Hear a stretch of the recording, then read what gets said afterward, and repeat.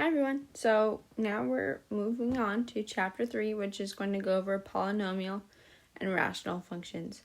So we begin with chapter 3.1, which is quadratic functions and models. So we have seen a bit of quadratic functions and how to solve quadratic equations with the quadratic formula. But now we're going to go a bit more deeper into quadratic functions. So we know that a polynomial function of degree n is a function of the form p of x is a(n) x to n, a(n minus 1) x to n minus 1 plus a1x plus a naught. So our a(n)s here are going to be our coefficients, right? And then our x to the n's, those are going to be our variables to a certain degree. So a quadratic function is a polynomial function of degree 2 of the form f of x equals ax squared plus bx plus c, where a isn't 0. So quadratic functions they just have degree 2. And then we could also use these to model real world situations, like how we did in a previous homework assignment with projectiles. So there's many different ways to graph a quadratic function. So this, we're going to look at standard form, which is not something that we've seen yet. So the graphs of any quadratic function, those are going to be called parabolas. So for example, in this graph of f of x equals x squared, this is just a graph. Our a equals 1, our b and c are 0 because we don't have a bx plus c. And basically all graphs of quadratic functions are going to be transformations of this graph, the classical f of x equals x squared. So our standard form of a quadratic function is going to be where you take f of x equals ax squared plus bx plus c, and this next line here is our standard form. So we have f of x equals a parentheses x minus h squared plus k, and we actually achieved that by completing the square.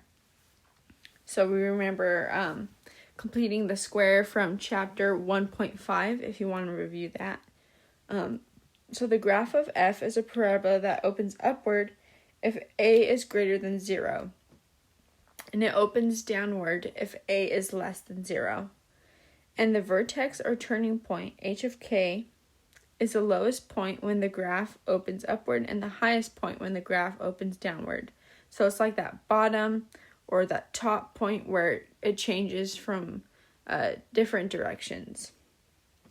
And we call that our vertex, and then our h of k we could find in our standard form there. So parabolas are symmetric with respect to the vertical line x equals h.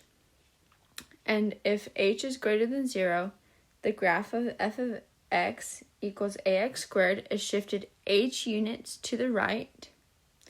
And if k is greater than 0, the graph of y equals ax minus h squared is shifted k units up. Because if h is positive, its equation is a negative h transformation, basically. So that's why if h is positive, because our h, as we could see up here, it's in the parentheses with x. So that's why it shifted h units to the right. And then if k is greater than 0, I think I forgot to put a k here. It shifted k units up because our k is like from our transformation section 1.6, it's out here on the outside. So here we have a picture. So we have our vertex h of k there, and that's a minimum point on this graph, and then the green dashed line is our axis of symmetry.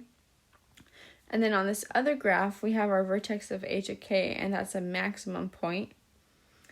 And so we have our normal equation, the f of x equals ax squared plus bx plus c, and then we have our standard form.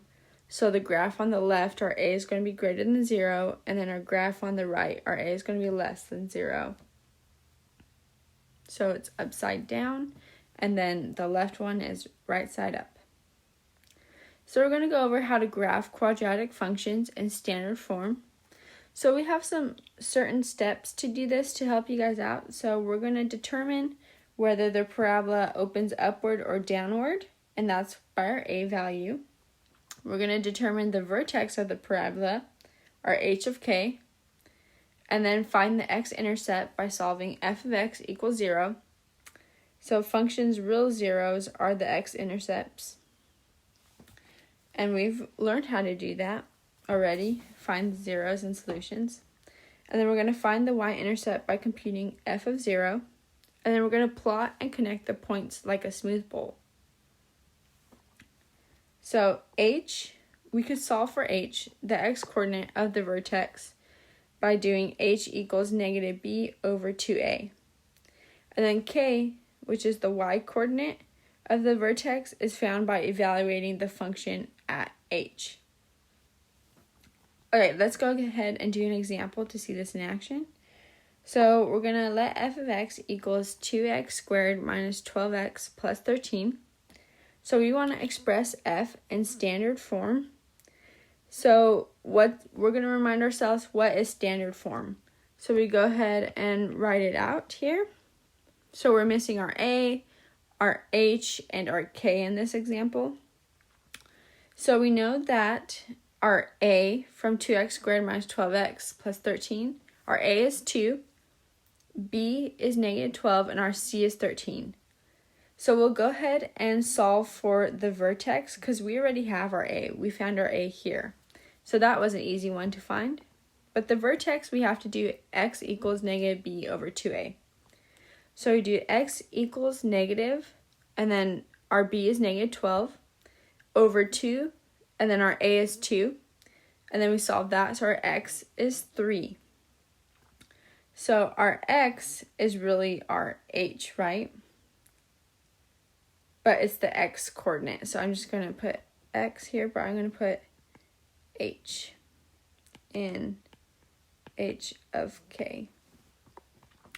Okay, so let's solve for our y, which our y is the k in h of k, because it's the y coordinate. Okay, so we're just going to plug in our 3 to our original equation that was given here. Okay, so we have 2 times 3 squared minus 12 times 3 plus 13 is negative 5. So we have f of x equals 2 times x minus 3 squared minus 5. So we could actually also get the standard form by completing the square if you wanted to, and then you can review how to do that in section 1.5. Your textbook also does the chance to do that, but I just find this way more efficient. But you guys can definitely do that if you want to and prefer that way. Alright, so now we're going to plug in the vertex and everything what we found. So we have our a, and then x minus our h is 3 squared, and then our k is negative 5. So we just plug that in. So there's our standard form. So now we're going to find the vertex and x and y intercepts of f. So we actually already found the vertex, right? We could use our standard form to find that, and we solved for it. So our vertex is 3, negative 5. So our y-intercept is when we plug in f of 0. So we just do 2 times, and then we're plugging in 0 here using our standard form. So really we have a 0 here. 2 times 0 minus 3, which is just negative 3 squared minus 5, and that's going to be 13. So our y-intercept is 0, 13. So our x-intercept, that's when we set f of x equal to 0. So we could solve it, and if you try to factor it, you find out that it's you can't simply factor it. So we're going to go ahead and use the quadratic formula. So we use x equals opposite of b plus or minus square root b squared minus 4ac over 2a. So we know this is our a value, b, and C. So we just plug those in. So I just have them all plugged in here. And then I get x equals 12 plus or minus square root 40 over 4. And this was a stumbling block for many on the quiz, so I'm just going to go ahead and go over it again. So we have 12 plus or minus square root 40 over 4. So our next step is breaking the square root up. So we have square root 4, square root 10 because it's multiplied together. And then the square root of 4 is 2. So now I have 12 plus or minus 2 square root 10 over 4. Now I just can't cancel the 12 and the 4 factors. I have to factor 2 out from the numerator. So I have 2 times 6 plus or minus square root 10, because I factored the 2 out, over 4. Now I could cancel this with this, but I'm left with the 2 on the bottom. So I have 6 plus or minus square root 10 over 2. So those are my x-intercepts, and normally on exams or quizzes, I want you to leave it in this form, unless I'm asking you to graph it, because then we want to know like about the decimal points for the graph. So I went ahead and found the decimal approximations for those, and now I'm going to sketch the graph. So we know our vertex was 3, -5, so that's going to be that point here. Our A was 2, which is positive, which means that we know that it's going to open upwards. And then we graph our y-intercept, which is 0, 13 that we found. And then our x-intercepts are 1.42 and 4.58. So we just go ahead and connect all those points, and we have our parabola. Now we want to find the domain and range. So our domain is here what I shaded gray. So basically what we want to find what x values we could plug in. Well, for 2x squared minus 12x plus 13, there's not really an x value that we can't plug in. So our domain is going to be from -infinity to infinity, which you could also see here on the graph. And then our range, we see here, because the vertex is 3, -5, that our range just goes from the green shaded here. This is where it starts, because our vertex starts there. So our range is going to be from -5 to infinity. Okay, so now we're going to learn about the maximum or minimum value of quadratic functions. So if we have our standard form, so we have f of x equals ax minus h squared plus k, the maximum or minimum value of f occurs at x equals h. So if our a is greater than 0, we know our minimum value of f is our f of h equals k. And then if a is less than 0, our maximum value of f is at f of h equals k. So notice how the maximum or minimum value occurs at x equals h, but that's not the maximum or minimum value. Our maximum or minimum value is at k when we plug in f of h or f of x. So our occurring is like at the x value, and then the actual max and min is at the y value. So here I have two different graphs. We have a is greater than 0 on the left, and we have a minimum because our a is greater than 0, and so it's going to go up. And then the maximum is because our a is less than 0, so its cup is facing down, so we have a maximum. Okay, so like for example, in our previous example, if we're solving for the max or minimum value, that's our vertex, right? So we already solved for our vertex, and our vertex, let's go ahead and remind ourselves, was 3, -5. So since our a value was 2, and that's greater than 0, we had a minimum value. And then at f, that the minimum value is going to be our f of h equals k. So it was where h equals 3 and k equals -5. So it occurs at h equals 3, our min value is negative 5.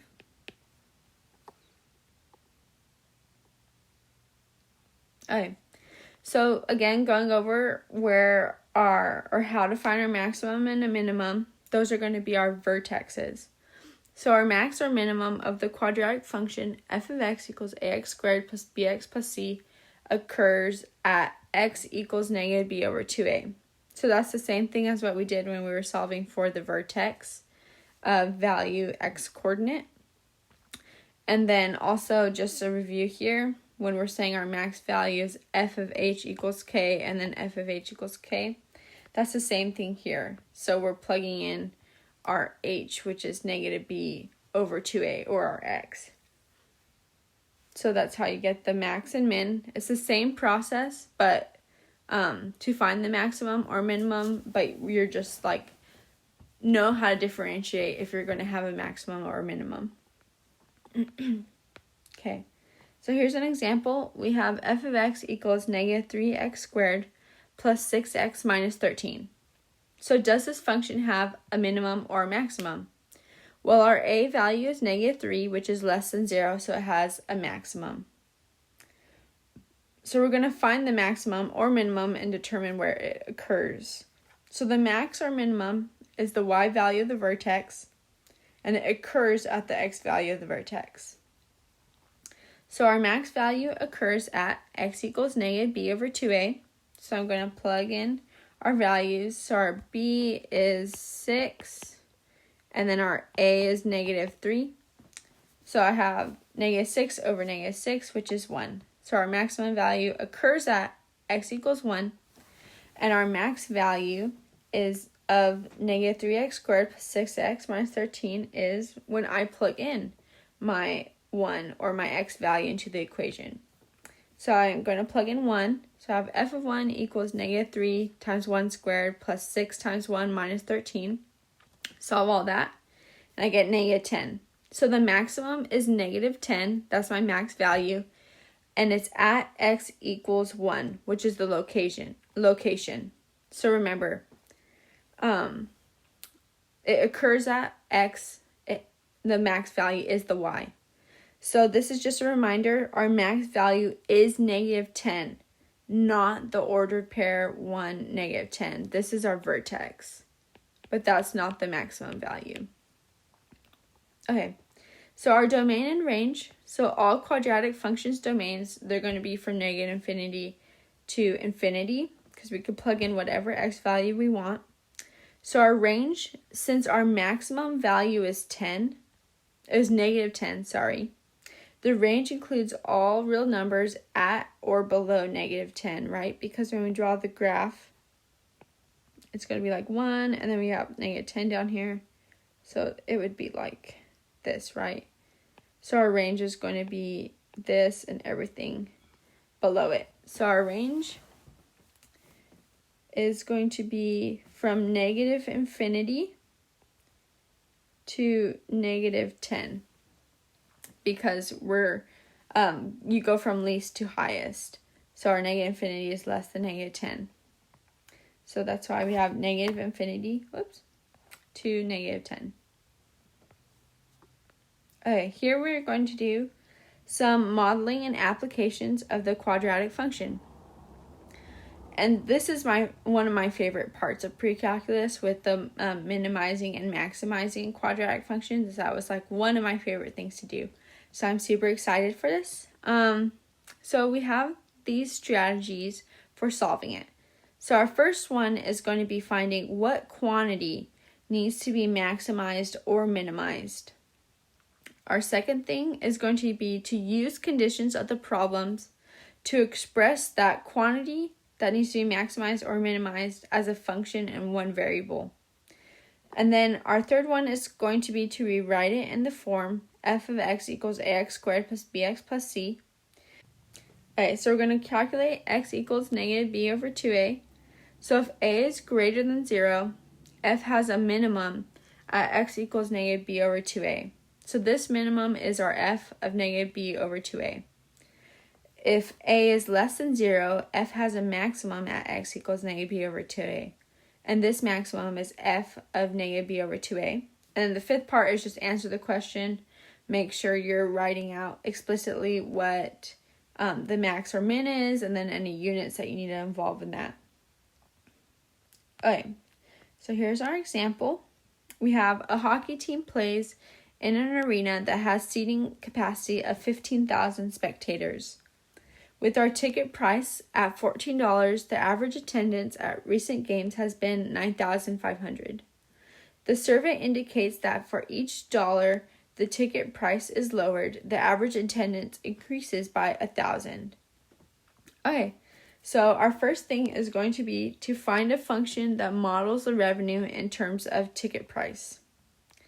Okay, so we know that revenue, or the amount that the hockey team makes, is going to be how many tickets they sell and how much revenue they get in from that. So that's going to be our ticket price times attendance. And so we have two varying factors here. So we could vary our ticket price, and then the attendance varies with the ticket price, right? So the function we want depends on the ticket price, because that's going to be a factor for our revenue, and the attendance also depends on ticket price. So we're going to let x equals ticket price. So here I have words, or what I want in my equation, and then we have the algebra on the right side. So let's go through these. So we said that our ticket price is going to be x. Okay, so the amount the ticket price has lowered is going to be 14 minus x. Because say that our ticket price was 11. If I wanted to find out how much it lowered, I would do 14 minus 11, and it lowered by $3. Okay, and then the increase in attendance, that's going to be 9,500, because that's just the average attendance that's been happening, plus 1,000 times 14 minus x. So our 1,000 times 14 minus x, that is actually the amount, right, that we are getting, or the increase in attendance is our 1,000 times 14 minus x. And this is the, you know what, I'm going to move this down. Let me move this down real quick.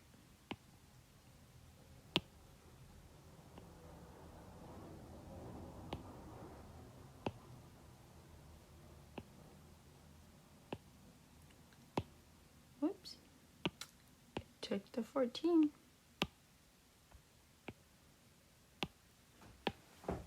Okay, so we have our increase in attendance. That's going to be 1,000, because every dollar the ticket price is lowered, the average attendance increases by 1,000. So we're multiplying 1,000 times the amount the ticket price has lowered. So the attendance is going to be the 9,500, which is the average attendance, plus the increase in attendance for the overall attendance, basically. So we want a function r of revenue for the given ticket price x. So our revenue is ticket price times attendance. So we found that our ticket price is x, and then our overall attendance is our 9,500 plus 1,000 times 14 minus x. So we're just going to go ahead and simplify that. So I have x times 23,500 minus 1,000x. And so our r of x, which is our revenue for a given ticket price x, because we want to find how much revenue increases as ticket price varies, which then impacts attendance. So we want to plug in a certain x value. So we have r of x equals 23,500x minus 1,000x squared. Okay, so now we want to find the price that maximizes the revenue from ticket sales. So r is a quadratic equation, right? We have our r here. And our a value is negative 1,000. And then our b value is 23,500. We notice that our a is less than 0, which means that we're going to find a maximum. So our maximum occurs at x equals negative b over 2a. So our negative b is going to be negative 23,500 over 2a is 2 times negative 1,000, which is 11.75. So our maximum occurs when we set our price at 11.75 for our ticket. So this price, so our x value is like the price, and that's going to provide the maximum revenue. They don't want us to say like, this is the maximum revenue. They want to find the price that maximizes the revenue. So our ticket price of $11.75 gives our maximum revenue. So what ticket price is so high that no one attends and no revenue is generated? So basically we want to find the price where r of x equals 0. Because that means that no revenue is going to be generated, right? So we have 23,500x minus 1,000x squared. And then we're going to just divide. I'm going to factor out 1,000 and then just divide by it on both sides. So I get 23.5x minus x squared equals 0. I go ahead and factor x out. And then now 23.5 minus x times x equals 0. I'm going to do my zero product property. So I have x equals 0. And I have x equals 23.5. So if the ticket price is 23.5, it's too high and no one's going to be attending. So that's when no revenue is generated.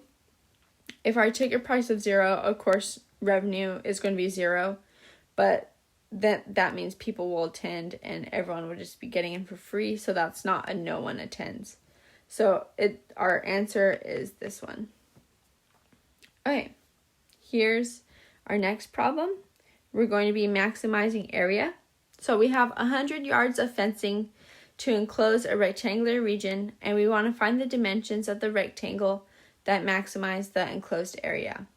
And we want to find what is the maximum area. Okay, so our first one, we're going to go through our strategy steps. So our first is we must maximize the area. What do we not know, or what do we want to find? We don't know the rectangular's dimensions, so we don't know what maximizes that area. And our dimensions are base times height, or width times height. I think I used width later on, so I'll go ahead and do width. Okay, so our next step is to find an equation that models the area. So we have area equals width times height. But we need to transform A to be represented by one variable, right? Because our second step was to use the conditions of the problem to express the quantity as a function in one variable.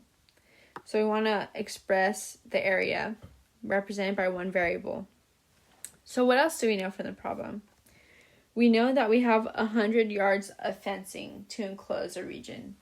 So if we have 100 yards of fencing, that's our perimeter, right? Because if we have our fencing and we know we have 100 yards of it, that's basically our perimeter. So we have 2 times W plus 2 times H equals 100. So we're going to solve for H in terms of W. You could solve for W in terms of H. It doesn't matter. So I have 2H equals 100 minus 2W over 2. So I have my H, or my height, is 50 minus W. So I'm going to substitute that in for my H, and my A equals W times H.